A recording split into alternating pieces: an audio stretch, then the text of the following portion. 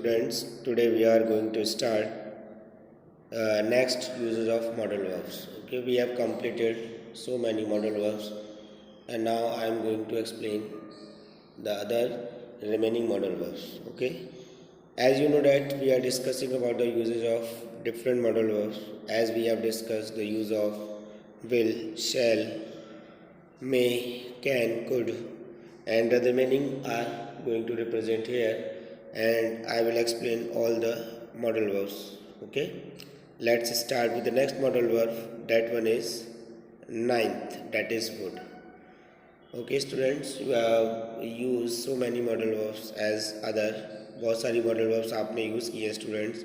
In the similar वे आपने would को भी यूज़ किया है, but I hope you know about it, the basic, but apart of it I will try to explain this. Okay, first, before the use there is a point, that is this is the past form of will. Okay, you can watch on the screen and you can see a watch. This is would, you know very well, it is the past form of will. Will is used for the future tense, but would is used for the past. In the sense of will, it can be used in the past tense. अगर आप किसी भी past tense में अगर sense आ रहा है will और shall का, then you have to use would. तब उस कंडीशन में आपको यूज़ करना होता है would का. And it is basically use to write the story writing. Okay, जब आप स्टोरी राइटिंग का जो कंपोजिशन है वो आप अटेम्प्ट करते हैं, ठीक है, then in this situation, in this condition, for the meaning of future, then you have to use would. Okay, and the next one is, now we are going to start about the uses. First one is as a past tense of will in indirect speech. You know very well about the direct speech and indirect speech. In the direct speech the tense is in present tense, but when you have to change it in the indirect, then you have to change it in the past tense. Okay, this is the requirement of the past tense. मतलब अगर आपको कोई भी speech direct speech में given है sentence और उसको आपको चेंज करना है डायरेक्ट में, तो देन उस कंडीशन में आपको विल को क्या चेंज करना है, विल को ट्रांसफॉर्म करना है किसमें, वुड में. Okay, let's see an example. एक एग्जाम्पल देखते हैं. एग्जाम्पल है आपके सामने. He said to them I will send a message on him. This is indirect, this is direct speech. ये डायरेक्ट स्पीच है और in inverted commas you can see that will is here. Then that's why when you have to convert it into indirect speech, जब आप इसे indirect speech में convert करेंगे तो आप विल को किस में चेंज करेंगे, वुड में. Okay, so let's see the answer of it. He told them that he would. आपने देखा विल को किस में चेंज किया आपने, वुड में. He would send a message on time.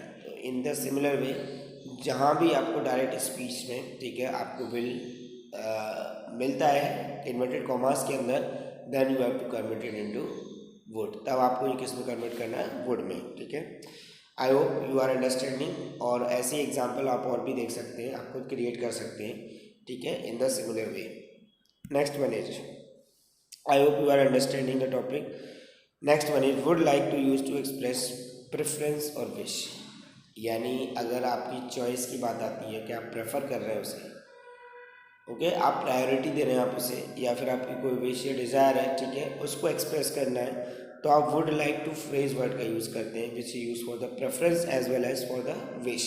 जो विश और प्रेफरेंस दोनों के लिए यूज़ होती है. एग्जाम्पल से आपको बेटर समझ में आएगा student.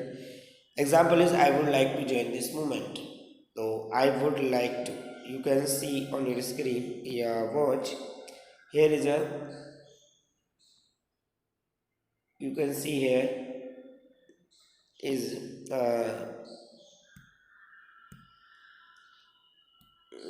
here is would like to. So in the similar way, would always is like with it. Okay, then it is used as a preference or like, means you are desires for something and then you have prefer something, then you have to use it, would like to. Okay, next one is to express a past habit or attitude. Student, listen it, understand very carefully, because there is also a model verb which I discussed in the last class. That one is, नहीं याद आपको कौन सी थी वो, used to.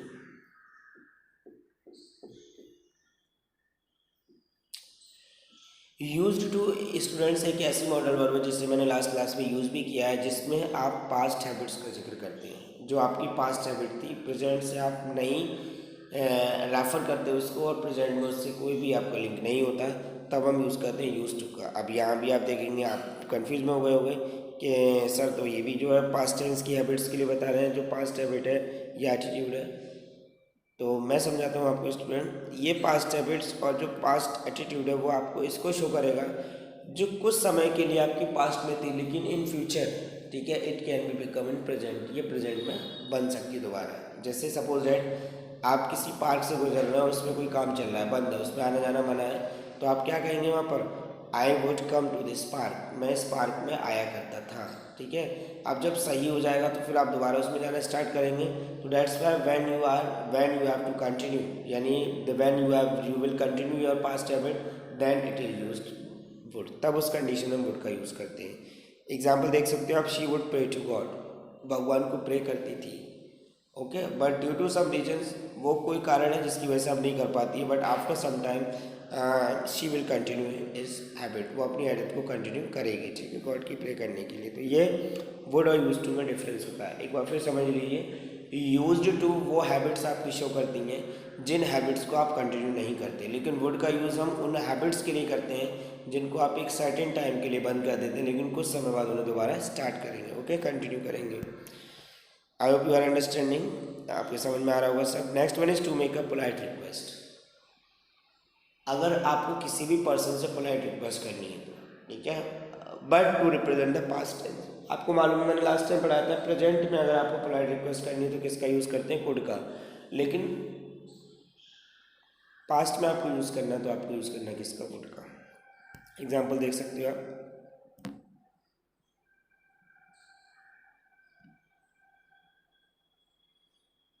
Would you please lend me your belonging for a day, करते हैं। Example देख सकते हैं, would you please lend me your belonging for a day, this is a requesting polite request, would you please, okay, you are making a request by the using word please, तो that's why it is denoting to the request. तो when you are making a polite request, जब आप polite request बनाते हैं या use करते हैं, उस कंडीशन में हम यूज़ करते हैं किसका, वुड का। Another example, to express doubts, अगर आपको किसी भी चीज़ को लेकर कोई डाउट है, कोई कन्फ्यूज़न है, उस कंडीशन में हम ये वुड का यूज़ करते हैं as a modal verb. Example आप देख सकते हैं on your screen, we would in trouble if anybody saw you wandering here, तो दिस इज अ डाउट, ये डाउट शो कर रहा है ना कि अगर आपको किसी ने टहलते हुए देख लिया तो आप परेशानी में आ जाएंगे, डाउट कर रहा है, डाउट है कि अगर कोई आ गया तो we would in trouble if anybody saw you wandering here, अगर आपको या किसी ने घूमते हुए देख लिया तो हम परेशानी में आ जाएंगे, ठीक है। तो इसीलिए ये शो करता है इस चीज़ को, डाउट्स को शो करता है। नेक्स्ट इज नोट, एक नोट है आपके आगे, एक आगे हम मॉडल वर्ब पढ़ने जा रहे हैं, लेकिन उससे पहले आपके सामने एक नोट है, ought to is equalize with the should, mean should can be use at place of, okay, तो should can be use at place of ought to, ध्यान से देखिएगा, this is use for ought to. एक mistake हो गई but students इसमें, वापस इसे रिप्लेस कर लिएगा, यहाँ ओ टू आएगा, तो किसी की जगह अगर मान लीजिए हम अगर शुड का यूज़ करना है और अगर ओ टू का यूज़ करना चाहें तो we can use it ought to, तो वहाँ पर हम ओ टू का यूज़ कर सकते हैं, because it can with the same meaning, क्योंकि दोनों का सेम मीनिंग होता है। एग्जाम्पल देखिए, जैसे we should respect our elders, हमें अपने एल्डर्स का रेस्पेक्ट करना चाहिए, इट इज़ अ एडवाइस। और दूसरा आप देखेंगे, इसी को हम ऐसे लिख सकते हैं, we ought to respect our elders, हमें अपने एल्डर्स का रेस्पेक्ट करना चाहिए। In the similar way both have the same meaning, दोनों का sense meaning all things are remain same, ठीक है, ये वही रहता है। तो that's why don't confuse about the use of ought to और should. Now the next modal verb is that is 10th modal verb and which is obviously need, okay. Need का meaning तो आप जानते हैं स्टूडेंट, नीड का meaning होता है requirement, यानी रिक्वायर, आपको ज़रूरत है, उस कंडीशन में हम यूज़ करते हैं किसका, नीड का। Need is use as per the meaning, because और कोई दूसरा मॉडल वर्ब नहीं है जिसको हम नीड के लिए यानी ज़रूरत के लिए इसे यूज़ करते हैं। एग्जाम्पल आप देख सकते हैं, but before going to example, here is a modal verb need is use as a main verb and as also modal auxiliary verb, यानी नीड आपका ऐसा मॉडल वर्ब है जो मेन वर्ब की तरीके से भी यूज़ होता है और as a helping verb, auxiliary verb की तरीके से। तो दोनों कंडीशन में आप इसका यूज़ कर सकते हैं एज पर योर रिक्वायरमेंट। जैसी आपकी रिक्वायरमेंट है, जैसा सेंटेंस के अंदर आपको सेंस प्रोवाइड कराना है, उसी तरीके से आप इसे यूज़ करेंगे। जैसे हम देखते हैं एग्जांपल्स और डेफिनेशन के साथ। As a main verb it means, अगर ये मेन वर्ब की तरह यूज़ होगी तो इसका मतलब क्या होगा, इन नीड ऑफ और required, it has all forms of verb. इसीलिए इसका मीनिंग क्या होगा, इन नीड ऑफ यानी ज़रूरत या फिर रिक्वायर्ड, और इसका सेंस जो होगा, ठीक है, वो यही कन्वे करेगा ज़रूरत को, और ये इसकी सारी फॉर्म होती है अगर as a main verb use होगी तो। जैसे आपने पढ़ी है ना, पास्ट फॉर्म, प्रेजेंट फॉर्म, तो आप देख सकते हैं need is the present form. अगर वहीं पे मैं बात करूँ, needed is a past form, ये पास्ट फॉर्म होगा। और वहीं पे अगर बात की जाए दूसरा जो कि क्या होगा, needed, it is also past participle form. तो past participle, student make it correct, it is a past participle.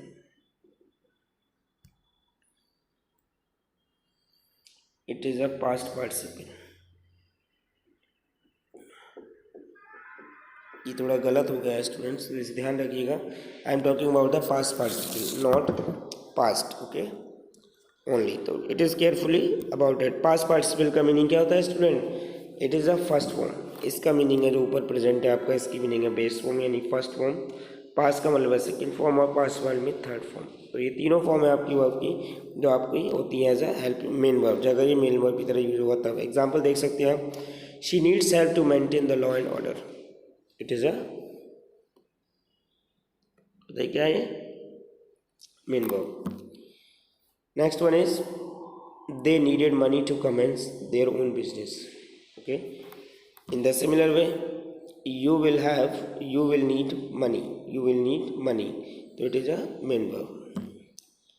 Now as a model verb it is used, लेकिन जब हम इसको as a model verb use करेंगे तो इसका use कैसे होगा वो आप देखिए।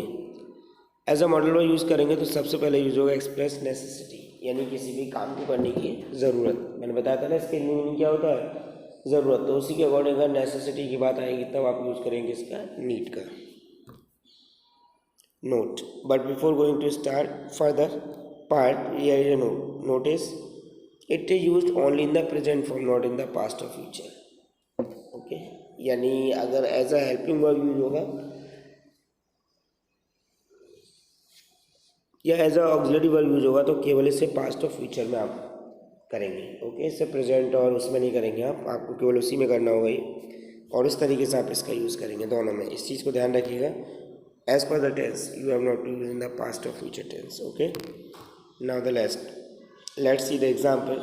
It is use on, next one is it is use only negative और इंटरोगेटिव सेंटेंस। और दूसरा चीज़ है आप इंटरोगेटिव और नेगेटिव सेंटेंस में यूज़ करेंगे, don't use in the interrogative sentence में इसका यूज़ नहीं होता। तो इस चीज़ को भी आपको ध्यान रखना है कि which type of sentence is affordable या required for this modal verb.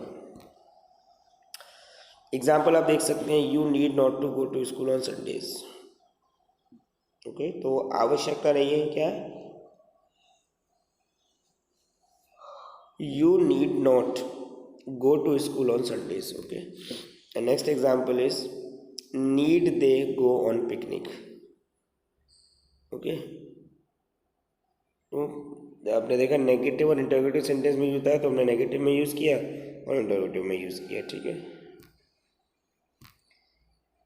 And this is a modal verb about it. Next one is student past, but the past form need is need have. लेकिन अगर past form की बात करें तो वो आपके सामने है, नीड हैव का यूज़ कर सकते हैं क्वेश्चन सेंटेंस में। आप देख सकते हैं next one is ought to। मैं पहले भी आपको बता चुका हूँ, ठीक है। ought to का यूज जो होता है वो किस लिए होता है,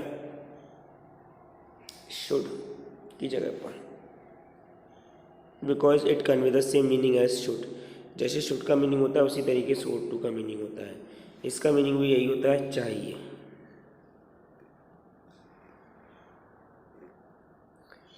ठीक है। दोनों का मीनिंग कन्वे करता है सेम।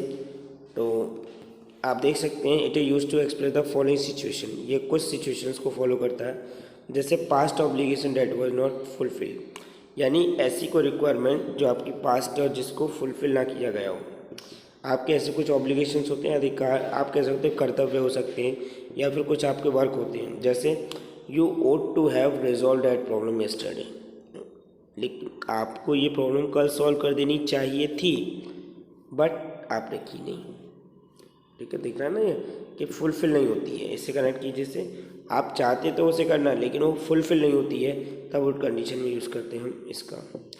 नेक्स्ट वन है it is use to express duty. Duty हो आपका मोरल एब्लिगेशन, नैतिक शिक्षा हो, डिजायरेबिलिटी हो आपकी इच्छा हो, लॉजिकल नेसेसिटी हो आपकी, या एक्सपेक्टेशंस हो, उस कंडीशन में भी हम यूज़ करते हैं किसका, ओट टू का। जैसे she ought to respect her elders, this is also moral obligation. ये मोरल एब्लिगेशन को डिनोट कर रहा है कि आपको क्या करना चाहिए, अपने एल्डर्स को रेस्पेक्ट करना चाहिए। You should respect your elder, ऐसे भी आप लिख सकते हैं इसे। You ought to love brothers and sister, ठीक है, ये भी सही है। Ought is followed by the infinitive with to, but should is not followed by to. Difference क्या दोनों में, यानी आप अगर यूज इसका ओट टू का यूज़ करेंगे तो आपको क्या यूज़ करना, जस्ट ओट के बाद कि टू यूज़ करना है। वहीं पर अगर शुड का यूज़ करेंगे तो शुड के बाद टू का यूज़ नहीं करना, it is wrong, it is right. आपको शुड का यूज़ करना, और टू का यूज़ किया आपने तो सही है, लेकिन शुड टू का यूज़ किया तो वो गलत है, ये आप बिल्कुल नहीं कर सकते। तो इसे ध्यान रहे कि आप ओट टू की जगह केवल शुड का यूज़ करेंगे, शुड की जगह ओट टू का। Okay, next one is next modal which is dare. You have to dare, dare का मीनिंग भी आपको मालूम है, चैलेंज यानी साहस। It is use to express the challenge. अगर आप कोई चैलेंज, कोई साहस एक्सेप्ट करना चाहते हैं तो हम यूज़ करते हैं किसका, डेयर का। ये भी मीनिंग के अकॉर्डिंग यूज होता है, जैसे I dare to prove that my finding are incorrect, यानी मैं हिम्मत रखता हूँ तुम्हें प्रूफ करने के लिए कि मेरी जो सही है जानकारी है वो गलत नहीं है, ठीक है, गलत है, हाँ sorry. Next one is he dare to swim in the deep river, this is also challenge, ठीक है, ये उसका डेयर है, साहस है, उसके अंदर करेज है, तो वो डेयर है उसके अंदर कि स्विम करेगा उस डीप रिवर में। Okay, next second use is to dare means to have the courage, आप में करेज है, बहादुरी है, तो उस कंडीशन में आप यूज़ करते हैं किसका, डेयर का। एग्जाम्पल आप देख सकते हैं, India is ready to dare any foreign attack, यानी कोई भी फॉरेन अटैक किया जाता है उसके लिए इंडिया क्या है, रेडी है हमेशा, ठीक है, ऑलवेज। और होगी भी स्टूडेंट, क्यों नहीं होगी, इंडिया की अगर हमारी कंट्री है। A dare not to take such a drastic step, drastic means बहुत ही खतरनाक, डेंजरस, या आपके लिए घातक हो सकता है, फैटल, तो उस कंडीशन में हम यूज़ करते हैं किसका, ड्रास्टिक का। ये dare not take such a drastic step. Next one है यूज टू मैं पहले भी बता चुका हूँ आपको स्टूडेंट, फिर एक बार बता देता हूँ। यूज टू का जो सेंस है वो क्या होता है, किया करता था, किया करती थी, किया करते थे, means to show the past habit, जो आपकी हैबिट को कंटिन्यू नहीं कर सकता, वो पास्ट में थी आपकी, प्रेजेंट में उनसे कोई लिंक नहीं है। अगर प्रेजेंट में लिंक बनता है उनसे तो आप किस मॉडल का यूज़ करते हैं, वुड का, ठीक है।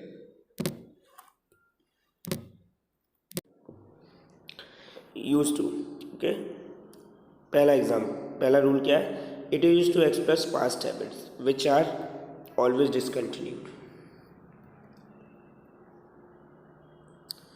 इससे ज़्यादा समझ में आएगा, जो डिसकंटिन्यूड हो चुकी हैं, जिनका कोई कंटिन्यूशन नहीं हो सकता, उस कंडीशन में हम यूज़ करते हैं किसका, यूज टू का। एग्जाम्पल देख सकते हैं आप, he used to smoke cigarettes, यहाँ वो क्या कर रहा है, सिगरेट्स का यूज़ किया करते थे, अब नहीं करते। पास्ट में उससे लिंक था लेकिन प्रेजेंट में कोई लिंक नहीं है उससे, वो स्मोकिंग हैबिट जो थी उनकी पास्ट थी, ठीक है। ऐसे they used to build a nice pattern on the sand, यानी जो बालू होती है उस पर एक बहुत अच्छा पैटर्न बनाया करते थे वो, ठीक है, थी पहले हैबिट्स उनकी, ठीक है, ड्यू टू चाइल्डहुड या किसी भी स्टेज की वजह से, या कोई भी चीज़ ले सकते हो आप, लेकिन अब उनकी आदत में ये नहीं है, वो जब भी किया करते थे, ठीक है students. Okay, last topic today, आज का टॉपिक हमने ख़त्म कर दिया है, ठीक है, और आई थिंक सभी स्टूडेंट्स को सारे मॉडल वर्ड्स क्लियर हो गए होंगे, ठीक है, सभी का यूजेस मैंने आपको एक्सरसाइज की सप्लाई की, उन एक्सरसाइज को कीजिए, आपके पास बुक है वो कीजिए, और अगर आपको कोई भी डाउट है तो मुझे कांटेक्ट कीजिए, ठीक है, मेरे व्हाट्सअप नंबर पे, वहाँ आपको बताएंगे, अगर कोई भी डाउट आपका होता है तो वो क्लियर करेंगे। तो that's why you have to assure that you have to clear all the things, ठीक है, सभी चीज़ें आपको क्लियर होनी चाहिए, सारे मॉडल वर्ड्स मैंने आपको पढ़ा दिए हैं, फिर भी अगर कोई रह गया है, ठीक है, तो जस्ट रिमाइंड मी, मुझे याद दिलाएं कि ये मॉडल वर्ड आपने नहीं पढ़ाया है, बिकॉज मैं आपको पहले ही प्रोवाइड करा चुका हूँ सारे रिटन नोट्स, तो मे भी पॉसिबल हो सकता है कोई मॉडल वर्ब छूट रहा हो, ठीक है, तो I will discuss in the next class about the remaining modal verb. जो भी बच गया होगा आपका, ठीक है, वो मुझे बता दीजिएगा। और अगर आपको कोई भी डाउट है then contact me on my WhatsApp number. मेरे व्हाट्सअप नंबर पर आप कॉन्टैक्ट कर सकते हैं। आई होप सभी के पास मेरा व्हाट्सअप नंबर है, तो कोई भी डाउट है आपको तो वहाँ पूछिए, कोई एक्सरसाइज कीजिए। एक्सरसाइज में अगर कोई प्रॉब्लम आ रही है तो आप उससे अटेम्प्ट कीजिए, ठीक है, उससे पूछिए, क्वेरी कीजिए, क्योंकि जब तक आप नहीं क्वेरी करेंगे तो हमें क्या है, आई अंडरस्टैंड डेट। मैं तो यही समझूंगा कि आपको समझ में आ गया, ठीक है, क्योंकि मैंने तो अपनी तरफ से बेस्ट एफर्ट्स किया है, ठीक है, समझाने के लिए, ठीक है। बहुत वास्ट टॉपिक है मॉडल का, ऐसी बात नहीं, वास्ट नहीं है, बहुत वास्ट टॉपिक है, but try to understand it. Okay students, okay, good bye, and in the next class we will meet again with the new topic. Okay.